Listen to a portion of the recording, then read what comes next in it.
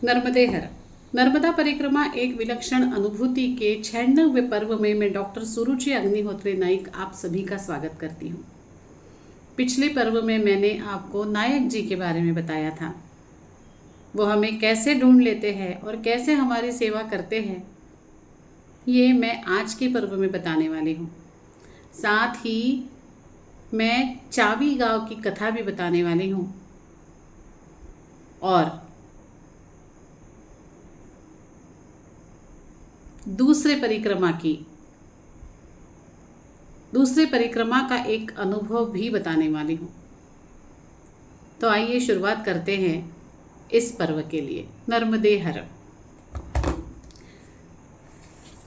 हम सक्का ग्राम में नायक जी के यहाँ गए।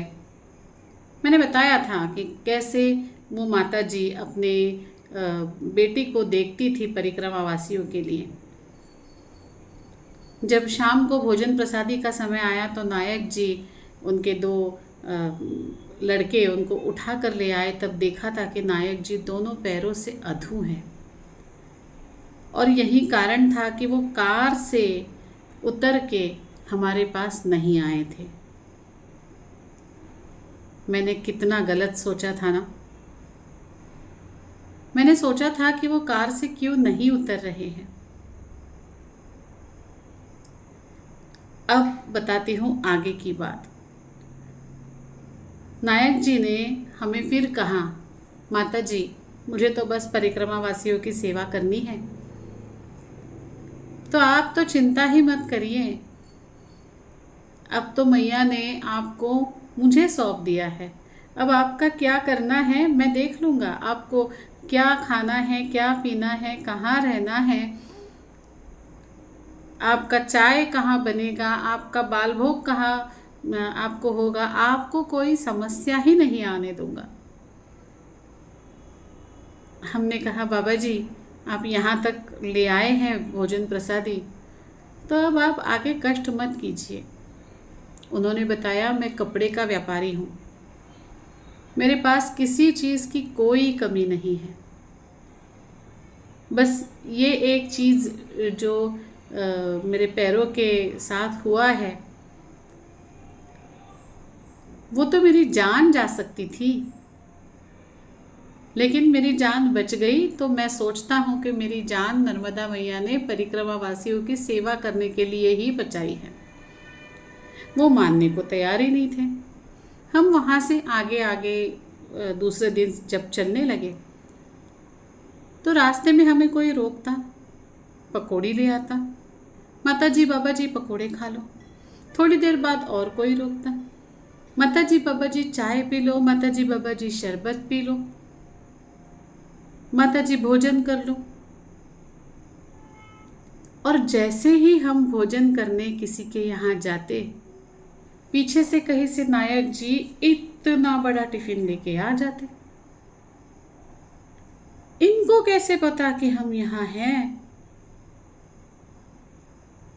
हुआ ये कि एक घर में भोजन प्रसादी के लिए हमें बुलाया गया और हम गए।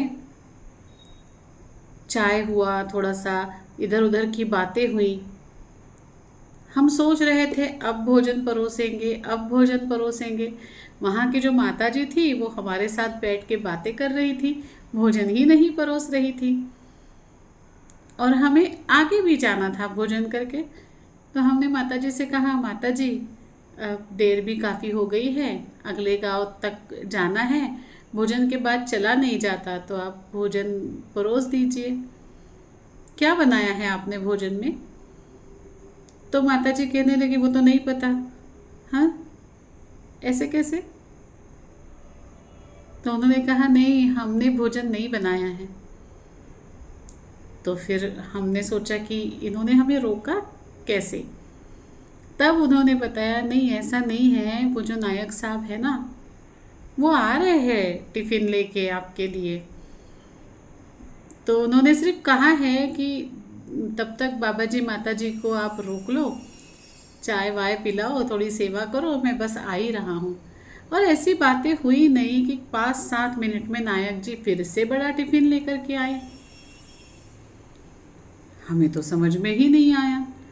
अच्छा, ऐसे एक बार नहीं, 2 बार नहीं, चाबी तक करीब करीब आपको बताऊं 50 किलोमीटर तक, मतलब 2 से 3 दिन ये आते ही रहे।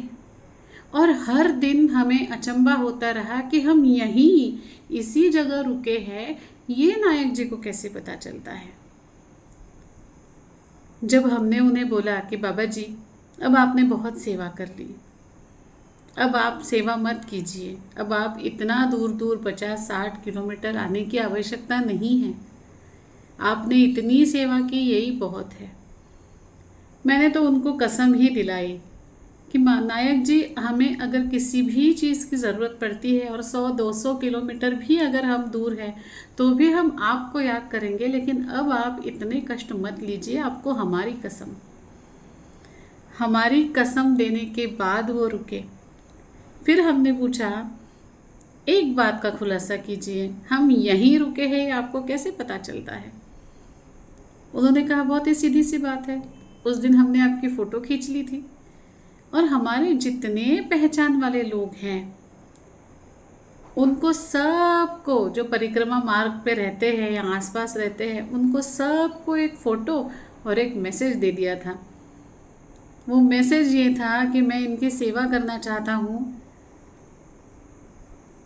तो आप इन्हें भोजन के समय अपने पास रोक लीजिएगा, पूछ लीजिएगा उनका भोजन हुआ है कि नहीं, और नीचे मेरा नंबर दिया हुआ है, उस पर संपर्क कीजिएगा। बाल भोग और चाय का भी यही है।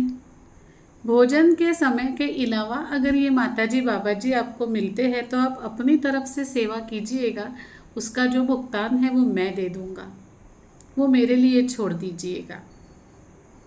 चाय के ठेले वालों को, दुकानदारों को बता के रखा था, नाश्ता के दुकानदारों को बता के रखा था। और ये पूरे क्षेत्र में एक आध्यात्मिक व्यक्ति, एक नर्मदा मैया का भक्त इस रूप में नायक जी सुश्रुत थे। उन्हें लोग बहुत अच्छी तरह से जानते थे, समझते थे और उनका आदर सम्मान करते थे, तो किसी ने भी उनकी इस बात को नकारा नहीं। और ये कारण था कि नायक जी हमें कहीं ना कहीं पकड़ ही लेते थे। इतनी सेवा इन लोगों की देख करके सच में एक बार मेरे मन में तो ऐसा आया कि परिक्रमावासी आश्रम में ही रहें तो अच्छा है। अपनी वजह से अगर हम किसी के घर में रुकते हैं तो उन्हें कितनी तकलीफ़ होती है, खाना बनाना, जो परिक्रमावासियों को क्या चाहिए क्या नहीं देखना, तो मन को थोड़ा सा अच्छा नहीं लगता।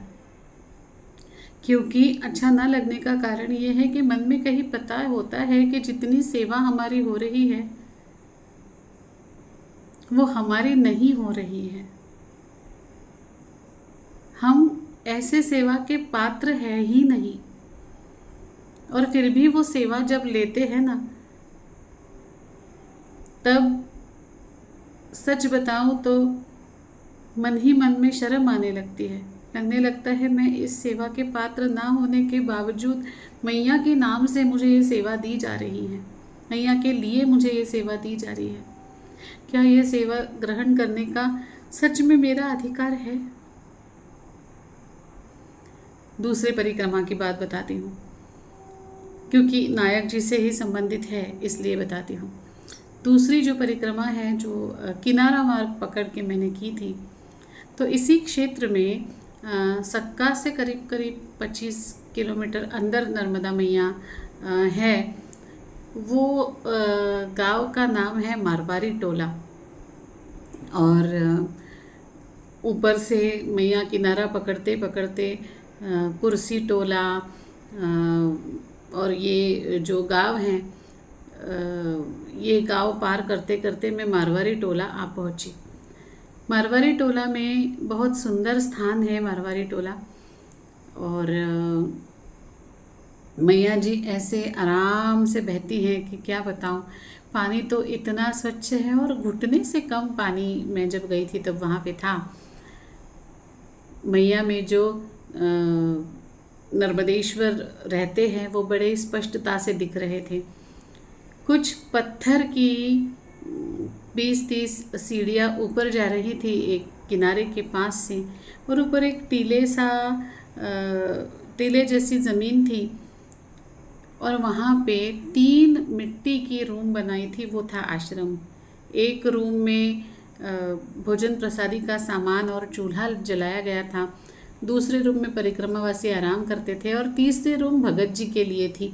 वहाँ कोई संत ऐसे तो नहीं थे, लेकिन हमारे भगत जी भी किसी संत से कम नहीं हैं। हाँ, वो अपने गुरु की सेवा करते करते बहुत दिनों से परिक्रमावासियों की सेवा कर रहे हैं।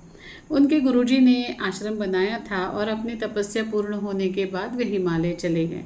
उसके बाद से ये गरीब किसान जैसे हो पाए, कभी किसी की मदद लेकर, कभी अपने खर्चे से, लेकिन परिक्रमावासियों की सेवा करते हैं।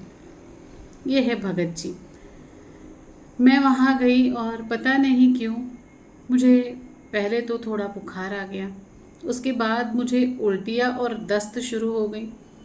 वहाँ भगत जी ने अपनी पत्नी, हमें जिन्हें माता जी कहते हैं, वो माता जी को मेरे पास बिठा दिया। माता जी मुझे हर थोड़ी देर में शक्कर नमक का पानी पिलाती थी, मेरे सर पे पट्टियाँ रखती थी। मुझे दर्द होता था तो मेरे बालों से हाथ फेरती थी। 2 दिन तो ऐसे ही गए, लगा आज ठीक हो जाएगा, कल ठीक हो जाएगा।